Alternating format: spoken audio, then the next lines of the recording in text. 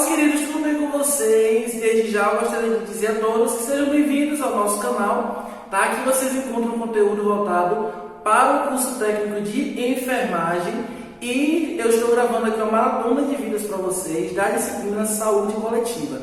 Espero que vocês gostem e antes da gente continuar o vídeo, eu peço que vocês se inscrevam no canal, dê um like e ative as notificações para todas as vezes que eu postar vídeo novo, vocês possam ser notificados e assim estarem acompanhando, ok? Na aula de hoje estaremos falando um pouquinho sobre a PNAB. O que seria essa PNAB? PNAB, no caso, a Política Nacional da Atenção Básica, tá? Então a gente vai estar estudando um pouquinho sobre a organização da atenção básica. Como que é feita essa organização? Quais são os profissionais que atuam? Qual a carga horária semanal exercida por esses profissionais? Então, como funciona essa organização? Né? Então, é sobre isso que a gente vai estar falando hoje a respeito da PNAB, Política Nacional da Atenção Básica. Ok? Então, vamos lá para o nosso slide. Pronto, vamos lá. A Política Nacional da Atenção Básica, ela foi estabelecida a partir da portaria de número 2436, de 21 de setembro, e ela foi estabelecida pelo Ministério da Saúde. Vamos lá para o próximo slide. Gente, então, para a gente estudar a Política Nacional da Atenção Básica, por se tratar de uma lei, ela é subdividida em alguns artigos. E para isso eu separei, selecionei para vocês alguns artigos que eu julguei serem mais importantes para serem estudados. Só enfatizando o que? O fato desses que eu deixo aqui serem importantes não invalida ou não torna os outros menos importantes. Mas para o nosso estudo, por se tratar de um resumo dessa temática, eu acabei selecionando alguns que eu julguei ser mais importantes. Então vamos lá. O artigo 1º, ele traz a seguinte questão. Estabelece diretrizes para a organização da atenção básica ou da atenção primária em saúde. E ele visa também a regulamentação do SUS. Então, aqui nesse artigo 1º, ele vem trazendo essa questão da regulamentação, da organização da atenção básica. Já o artigo 2º, ele traz o seguinte: ações de saúde individuais, familiares e coletiva, promoção, prevenção, proteção e diagnóstico, tratamento, reabilitação, redução de danos e paliação. Então, é esse contexto, o cenário que é prestado, as ações de serviço de saúde que são prestadas na atenção básica. Então, vai lá desde a promoção de saúde, o tratamento, o diagnóstico, até mesmo a paliação, que é aquele indivíduo que já está na sua fase em fim de vida. Aí aqui no artigo 2º também ele ainda traz que é a questão da equipe multiprofissional, no caso, quais são os profissionais que estão inseridos nessa atenção básica, né? Então ele traz também aqui conceito a respeito da população e território definido. Então a gente vai estar falando um pouquinho mais a respeito sobre essa questão da territorialização, sobre a questão de adstrição, mais uns slides à frente. Então, vamos lá. E aqui ainda sobre o artigo 2º, eu trouxe aqui ainda alguns parágrafos que traz o seguinte. Então, o parágrafo 1º ele diz que a atenção básica ela deve ser a principal porta de entrada para o SUS. Então, é o que o artigo 2º da PNAB traz. Muitas das vezes a gente não vê isso e eu vou estar explicando um pouquinho mais à frente a respeito dessa questão, por que acaba acontecendo isso. No parágrafo 2º, ele diz ainda que deve ser ofertada integral e gratuitamente o serviço de saúde a todas as pessoas, sem estar baseada em raça, cor, idade, gênero ou nenhum tipo de estereótipo possível. E no parágrafo 3º do artigo 2º, ele diz o seguinte, que é vetada a exclusão baseada em cor, raça, etnia, gênero, idade, sexo. Então, como eu falei no parágrafo anteriormente, aqui nesse 3º parágrafo traz essa questão. A gente não deve estar excluindo nenhum tipo de pessoa baseado em suas características físicas pessoais. Então, independente de como seja, a gente tem que lidar com o usuário do SUS, mais precisamente da atenção básica, como um indivíduo assim como todos os outros, sem acepção ou nenhum tipo de exclusão. Vamos lá para o artigo 3º da PNAB. O artigo 3º ele estabelece princípios e diretrizes para o SUS. Então ele vem trazendo aqui alguns principais princípios, tá? E diretrizes, que na verdade esses princípios eles são subdivididos em princípios doutrinários e princípios organizativos ou diretrizes, tá? Então aqui como princípios doutrinários a gente tem a universalidade, a equidade e temos também a integralidade. Eu vou estar falando posteriormente a respeito de cada um desses princípios. Mas agora eu vou estar explicando para vocês os princípios organizativos. Quais seriam esses princípios organizativos? Então a gente tem aqui a regionalização e hierarquização. Quando eu falo de regionalização, eu quero me referir ao espaço geográfico, tá? A região onde aquela atenção básica ela está inserida. Seria o território, o ambiente geográfico onde ela está inserida, tá? E em relação à hierarquização, eu estou falando, quando a gente fala em hierarquização, traz-se a ideia de questão de divisão de poder. Então aqui a gente tem as esferas de governo, onde a União, organizada pelo Ministério da Saúde, ela está no topo dessa hierarquização. Abaixo da União a gente tem as secretarias estaduais de saúde. Abaixo da Secretaria Estadual de Saúde nós temos as secretarias municipais de saúde. E ainda aqui nesse conceito da hierarquização, a gente pode estar encontrando também os níveis de atenção à saúde, onde a gente tem o nível de atenção primária, atenção secundária, atenção terciária e atenção quaternária. Hoje nós iremos nos ater apenas à atenção primária à saúde, que é o contexto da aula de hoje, né, que é a atenção básica. A gente tem aqui a territorialização e a distrição. Então, a territorialização é basicamente o que? O território onde aquela unidade, onde a atenção básica ela está inserida. E a distrição seria o que? A população que é adstrita a esta unidade. Ou seja, a população que está cadastrada, que está vinculada àquele posto, àquela estratégia de saúde da família. Então, se em alguma localidade houver uma população que não tenha uma distrição, no caso, um posto para essa população está vinculada, a gente costuma dizer que essa população ela está fora de cobertura ou está sem cobertura, que ela não tem nenhum posto de referência para poder assistir a essa comunidade, assistir a essa população. Então, nesses casos, a gente fala que é uma população descoberta. Tá? Vamos lá. Como princípio organizativo, também a gente tem aqui a participação da comunidade. E essa participação da comunidade ela foi garantida lá na Lei Orgânica de Saúde, a Lei 8.142, onde traz justamente o controle social e essa participação da comunidade na gestão e na organização do SUS, e aqui trazendo para a atenção básica. Então, essa participação da comunidade ela é um princípio organizativo do SUS para que venha gerir com uma melhor e maior qualidade a atenção básica.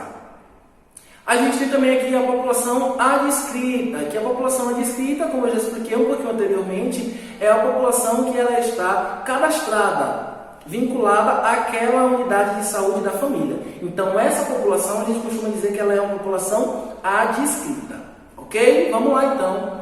Aqui vamos para o próximo slide, que é falando um pouquinho sobre os princípios do SUS, os princípios doutrinários, tá? Então vamos lá.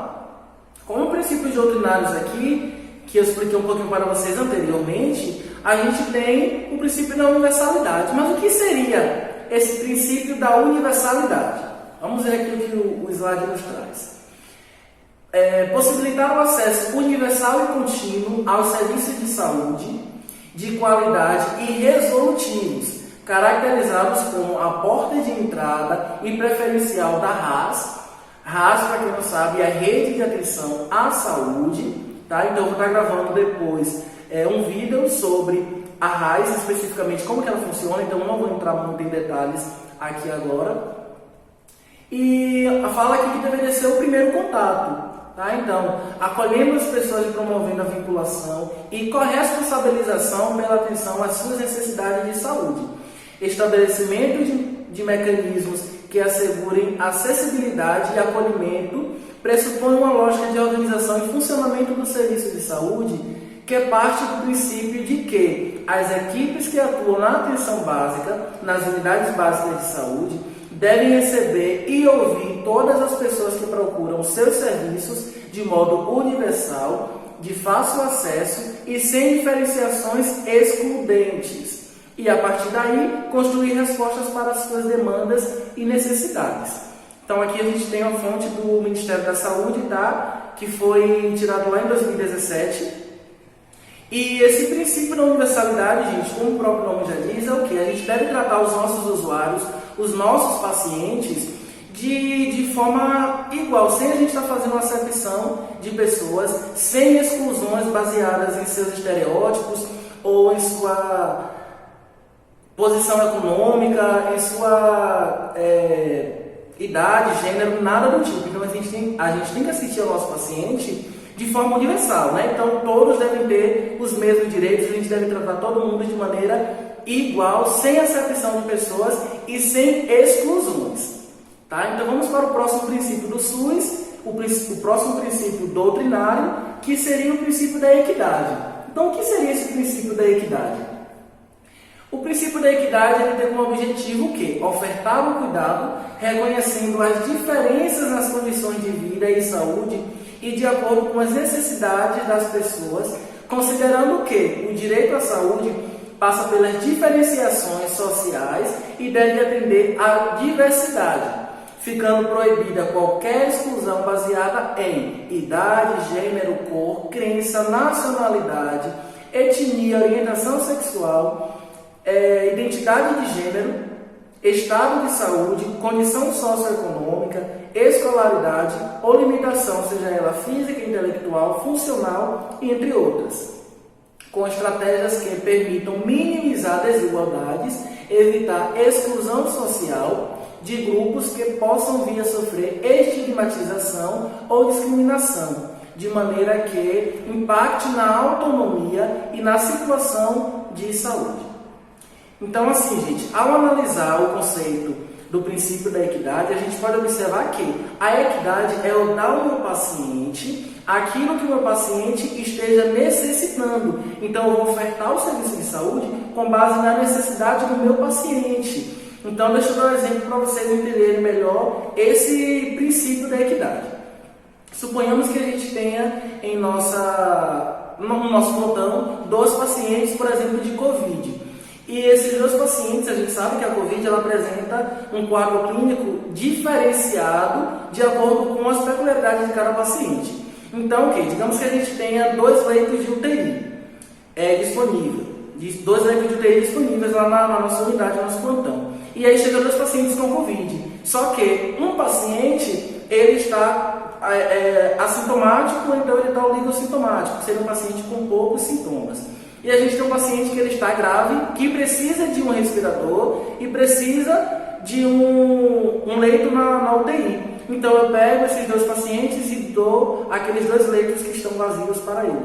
Então, se eu fizer isso, eu não estou seguindo o princípio da equidade, porque um desses pacientes, eles não tinham a necessidade de estarem internados em leito de UTI, que é uma situação muito custosa, porque um leito de UTI é caríssimo. Então a gente poderia estar deixando aquele leito de UTI vazio para que um paciente com dificuldade realmente respiratória e outras complicações pudesse estar usando esse leito que estava disponível. Então o princípio da equidade é o dar ao meu paciente aquilo que ele necessita de acordo com as suas necessidades. E só lembrando também que a gente não pode estar fazendo exclusão, tá? Ou estigmatização, discriminação baseado na cor, idade, gênero, orientação sexual ou qualquer outro motivo que esse paciente venha estar apresentando. Então a gente deve tratá-los, assim como na universalidade, de forma igual, sem exceção e sem exclusões. Okay? Vamos lá, então o próximo princípio aqui é o princípio da integralidade. Vamos entender um pouquinho como que funciona esse princípio da integralidade. Então vamos lá para o slide. O princípio da integralidade ele seria o quê? O conjunto de serviços executados pela equipe de saúde que atendam às necessidades da população, adscrita nos campos do cuidado, da promoção e manutenção da saúde, da prevenção de doenças e agravos, da cura, da reabilitação, redução de danos e dos cuidados paliativos. Inclui a responsabilização pela oferta de serviços em outros pontos de atenção à saúde e o reconhecimento adequado das necessidades biológicas, psicológicas, ambientais e sociais causadoras das doenças. E manejo das diversas tecnologias de cuidado e de gestão necessárias a estes fins, além da ampliação da autonomia das pessoas e da coletividade.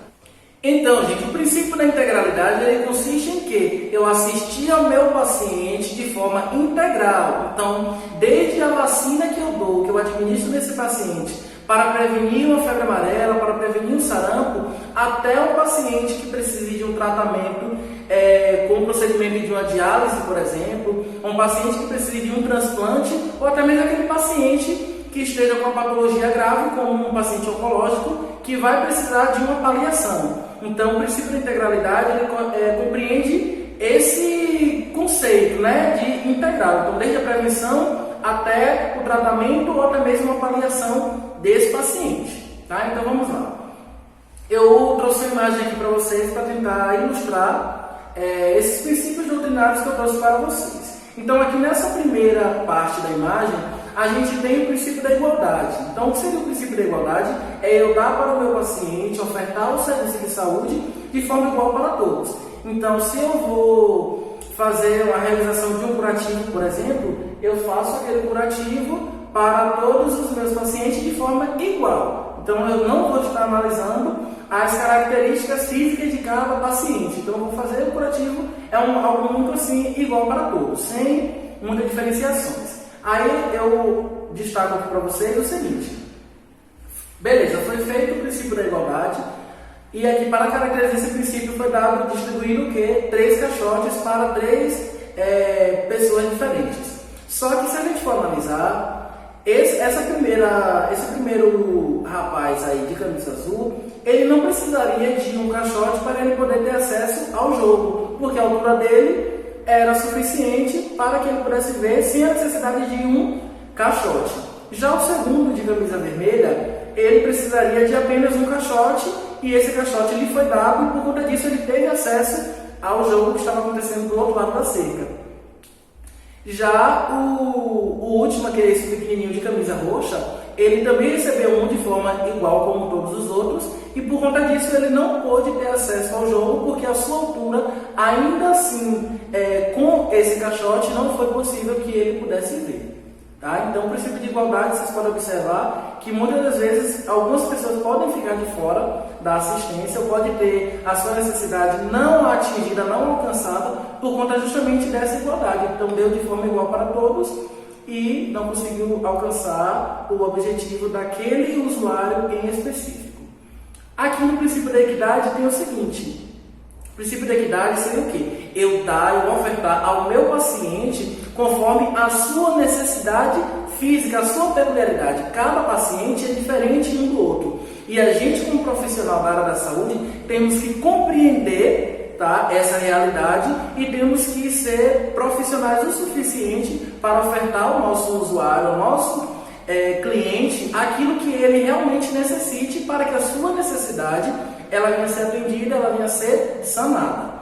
Então vamos lá, o princípio da equidade, vocês podem observar que é o quê? Eu dar ao meu paciente aquilo que ele necessite. E tem muitos pacientes que ele não vai necessitar de praticamente nada, apenas uma orientação. Então muitas vezes a gente vê, né, nas emergências aí, pacientes chegarem com, sei lá, uma dor de cabeça muito forte, ou alguma característica do tipo, e aí esse paciente só se contenta depois que ele recebeu a medicação. E muitas das vezes a gente vê muito comum mesmo mães, principalmente mães de primeira viagem, que está com o seu RN, o recém-nascido, com febre, e ela não sabe controlar, não sabe fazer o manejo adequado no domicílio, e ela acaba levando esse recém-nascido para as emergências, e aí muitas das vezes elas não se contentam e o médico dizer o quê? Mãe, volte para casa, e se a febre continuar, faz algumas compressas de água fria, ou então dá um banho frio no bebê, que a febre vai estar melhorando. Se não melhorar, traz ele novamente para a emergência para a gente poder intervir da melhor maneira possível. E muitas das vezes esses pacientes, eles não aceitam esse atendimento. Eles acham que isso não foi um atendimento, então eles são muito acostumados com um atendimento, aquela ideologia medicamentosa, que se o médico não prescreve um medicamento, então ele não foi atendido pelo médico. Que a gente precisa, inclusive, desconstruir todo esse conceito que está impregnado na nossa sociedade, na população. Então, o princípio de equidade é justamente isso, gente. Eu dar ao meu paciente aquilo que ele necessite, tá? Então, vocês podem observar que o garoto de camisa azul, ele não precisaria de um caixote para poder ter acesso ao jogo, porque a altura dele é o suficiente para que ele pudesse ver o jogo que está acontecendo, né, atrás desse muro, atrás dessa cerca. Já o bonequinho de camisa vermelha, ele só recebeu um caixote porque era o que ele necessitava. Então ele precisava de um caixote, lhe foi ofertado um caixote e ele teve acesso ao jogo que estava acontecendo atrás do muro. E o outro pequenininho ali, ele recebeu 2 caixotes, a necessidade dele era maior do que a necessidade do primeiro e do segundo. E só a partir daí, sendo ofertado a ele mais do que foi ofertado aos outros, foi que ele pôde ter acesso ao jogo que estava acontecendo do outro lado do muro. Então, o princípio de equidade funciona dessa maneira. Eu vou assistir o meu paciente de acordo às suas peculiaridades, a sua característica pessoal. Então, nem todo mundo tem que agir de forma igual. A gente tem que ter esse discernimento quando estivermos atuando no campo, porque é o que vai chegar muito para a gente essa situação e a gente precisa saber lidar para evitar complicações para o quadro do paciente. Então a gente tem que ter esse olhar de discernimento na assistência prestada ao nosso paciente. E eu trouxe também esse princípio na verdade não é nenhum princípio, né? É uma crítica para a nossa realidade, que hoje, infelizmente, nos serviços de saúde, a gente pode encontrar pessoas que não necessitam de tanta assistência, de tantos cuidados, de tantos serviços, recebendo muitos cuidados, muitas ofertas, enquanto outras pessoas, como o pequenininho, o último aí, ele muitas vezes acaba sendo tirado do serviço que era para ser prestado a ele e acaba sendo prestado a outras pessoas que não têm necessidades. Então eu trouxe isso aí só a nível de crítica mesmo para a realidade, que muitas vezes a gente vê isso aí nas unidades que a gente acaba chegando. Então, vamos lá. Eu trouxe aqui também algumas competências das esferas de governo, tá? Então, volte que eu tenho que falar um pouco da esfera de governo. Pronto. Então, gente, agora a gente vai falar um pouquinho aqui sobre as esferas de governo. O que seriam essas esferas de governo? A gente tem o quê? Basicamente 3. A esfera federal, a esfera estadual e a esfera municipal. A esfera federal, ela está lá, é competência, né, pelo Ministério da Saúde. A esfera estadual é pela Secretaria Estadual de Saúde e a esfera municipal corresponde às secretarias municipais de saúde. Então vamos entender um pouquinho quais seriam as competências de todas essas esferas, né? Então aqui nesse slide a gente vai estar vendo as competências de forma geral, de todas, qual competência que todas devem estar desenvolvendo. Então elas devem garantir infraestrutura adequada e com boas condições para o funcionamento das unidades básicas de saúde. Elas devem também contribuir com o financiamento, porque se elas não contribuírem, essa atenção básica, o SUS, ele não vai andar, sem verba é impossível de caminhar. Com verba já está sendo muito difícil, imagine sem. Então, todas elas também devem assegurar ao usuário o acesso universal, equânime e ordenado. Então, todas elas devem garantir isso. Elas devem estabelecer metas para a organização da atenção básica, educação permanente em saúde, dentre outras. E essas esferas também devem estar garantindo um espaço, um campo para que os profissionais de saúde já formados e para que os estudantes da área da saúde também possam estar desenvolvendo suas habilidades técnicas, né? Então, se a gente for analisar por esse sentido, por esse lado, a gente pode observar que a atenção básica só existe pelo SUS. Tá? Então, o SUS ele tem que abrir portas, tá? Ele tem que ofertar esse campo para que os nossos alunos venham estar se formando e desenvolvendo suas habilidades técnicas. Vamos lá então para aqui o próximo slide. Então aqui no próximo slide, gente, eu trago para vocês aqui o que está lá no artigo 8º, né, da PNAB, da Política Nacional de Atenção Básica. E aqui eu trago a competência ao Ministério da Saúde, as competências da União. Então quais seriam essas competências? Então ela deve garantir fonte de recursos federais para compor o financiamento da atenção básica, tá? Então ela deve destinar recurso federal para compor o financiamento tripartite da atenção básica, prestar apoio integrado aos gestores dos estados, distritos e municípios. Então, se o estado e o município estiver precisando de um apoio, o Ministério da Saúde e a União devem estar vindo garantir esse apoio, estabelecer de forma tripartite diretrizes nacionais, disponibilizar de instrumentos técnicos pedagógicos. Então, o Ministério da Saúde ele vai estar criando o quê? As cadernetas de atenção à saúde, os cadernos, os manuais, protocolos, isso tudo para criar diretrizes e instrumentos técnicos pedagógicos para que essa assistência venha a ser melhorada constantemente. Deve também definir de forma tripartite estratégias de articulação junto às gestões estaduais e municipais do SUS, com vista à institucionalização da avaliação e qualificação da atenção básica. Então, tudo isso aqui é competência do Ministério da Saúde. Aí, no artigo 9º, a gente vai estar vendo aqui quais são as competências do Estado, ou seja, das secretarias estaduais de saúde.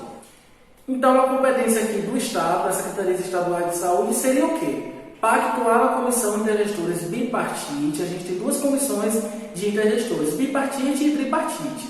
Tá? A bipartite ela é composta por estados e municípios e a tripartite ela é composta por estados, municípios e o Ministério da Saúde, ou seja, a União. Tá? Então ela deve pactuar com essa comissão do Estado, deve também destinar recursos estaduais para compor o financiamento. Então, tanto o Ministério da Saúde quanto a Secretaria Estadual da Saúde deve estar contribuindo com o financiamento, porque senão vai gerar uma discrepância e automaticamente esse SUS, a atenção básica, não vai conseguir andar por conta de falta de verba. Deve também ser corresponsável pelo monitoramento das ações de atenção básica nos municípios. Então o Estado ele tem esse perfil de fiscalização, de verificar se de fato está acontecendo as ações de maneira correta e adequada, prestar apoio institucional aos municípios no processo de implantação, acompanhamento e qualificação da atenção básica e deve disponibilizar aos municípios instrumentos técnicos pedagógicos, assim como o Ministério da Saúde. Tá? Então essa também é a responsabilidade do Estado, tá? Então da Secretaria Estadual de Saúde. Aqui no próximo artigo ele traz o seguinte, as competências ao município. Então, quais seriam as competências do município, né, da esfera municipal?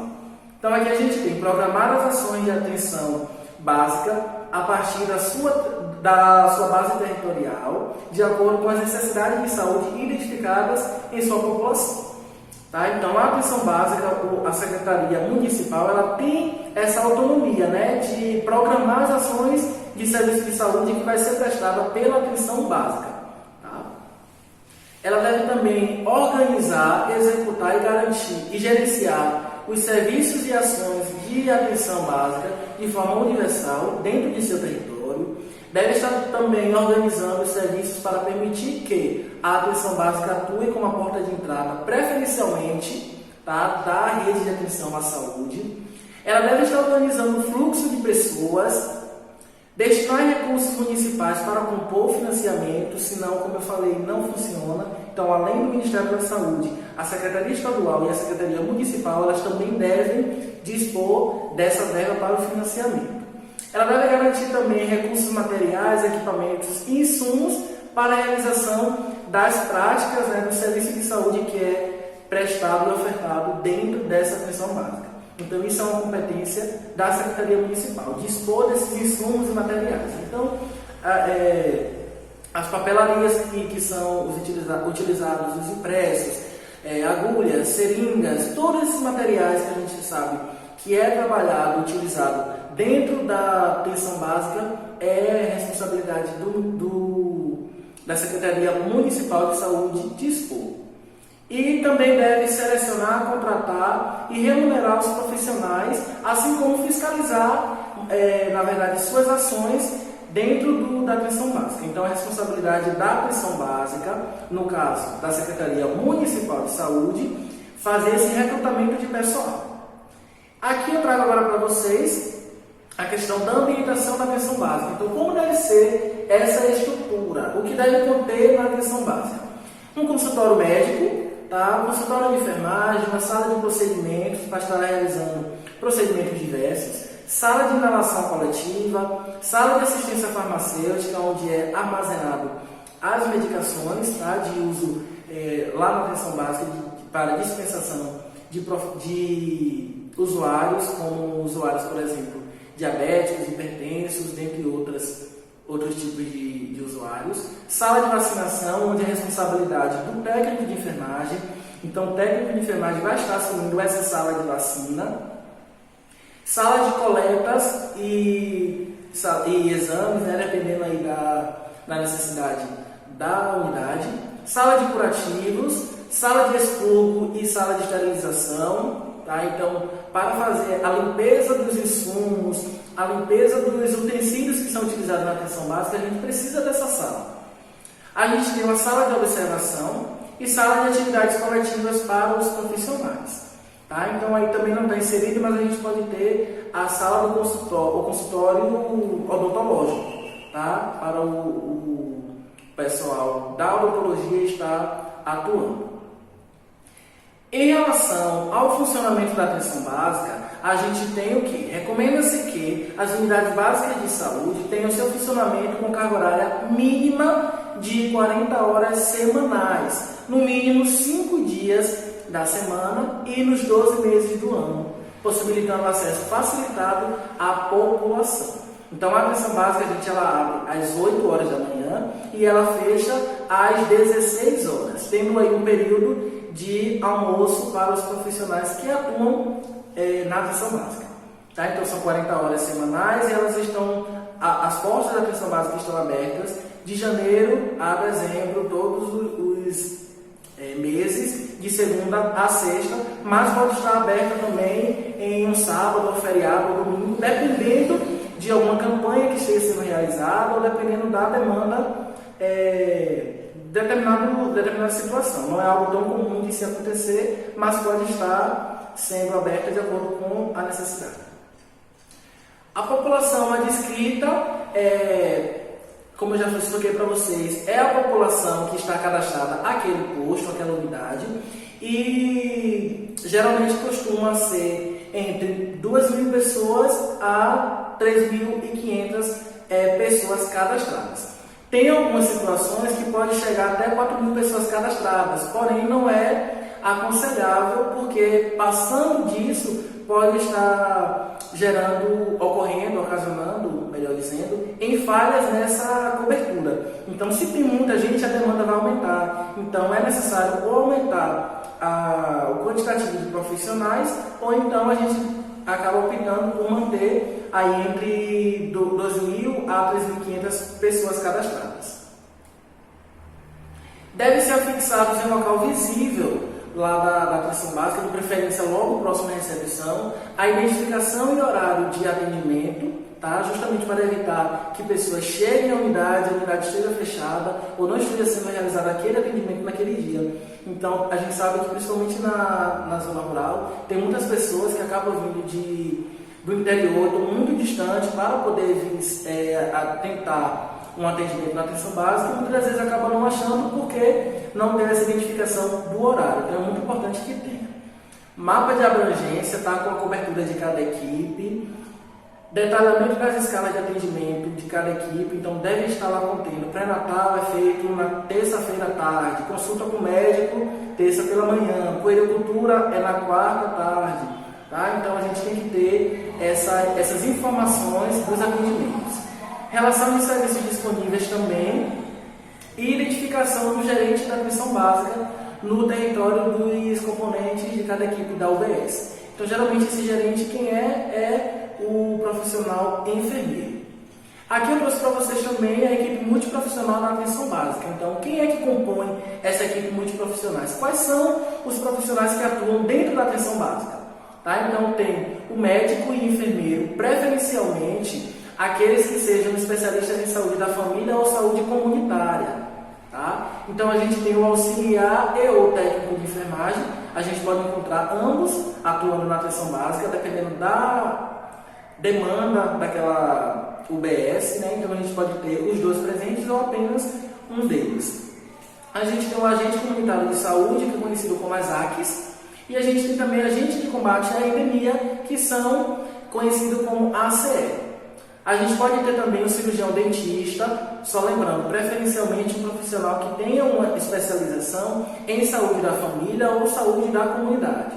E a gente tem também o auxiliar de saúde bucal. Tá? Então ele vai estar auxiliando o cirurgião dentista.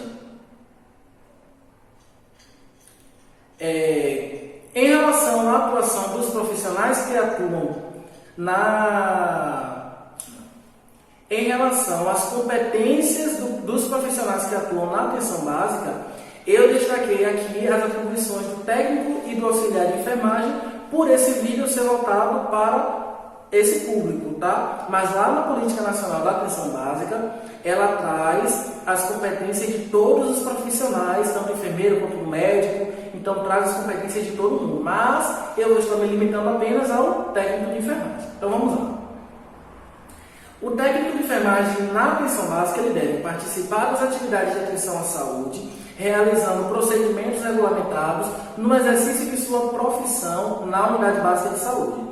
E, quando indicado ou necessário, no domicílio e ou demandas em espaços comunitários, então em escolas, associações e dentre outros locais. Então ele deve estar realizando lá na atenção básica, o técnico de enfermagem, tudo aquilo que o Conselho de Enfermagem, né, o COREN, ele vinha estar garantindo, ele vinha trazer um respaldo para você realizar. Então vocês, como técnico de enfermagem, não devem realizar nada além daquilo que seja regulamentado pelo seu conselho. Vamos lá aqui. Realizar procedimentos de enfermagem como curativos, administração de medicamentos, vacinas, coleta de material para exames, lavagem, preparação e esterilização de materiais, entre outras atividades delegadas pelo enfermeiro. Mas só lembrando que tem que ser atividades que o COREN venha garantir, tá? Venha dar respaldo técnico legal para que vocês, como técnico, possam executar. Então, se o enfermeiro, se o médico solicitou que vocês realizassem determinado procedimento, que você tenha um conhecimento, tá? Que aquele procedimento não lhe compete fazer, não é da sua competência, não realize, porque senão você pode estar respondendo judicialmente pela realização desse procedimento no qual você não tinha respaldo legal, tá? Técnico legal para poder estar executando. De acordo com a sua área de atuação e regulamentação, então conforme o que eu falei. E deve também estar exercendo outras atribuições que sejam de responsabilidade na sua área de atuação. Então, gente, vamos ficar por aqui. Esse foi o conteúdo da nossa aula de hoje. Espero que vocês tenham gostado. Não se esqueçam de se inscrever no canal, tá? Ative as notificações. Se você gostou desse vídeo, dá um like e esperar os próximos conteúdos que eu estarei disponibilizando durante a semana, tá? Então, espero que todos tenham gostado e até a próxima. Tchau, tchau!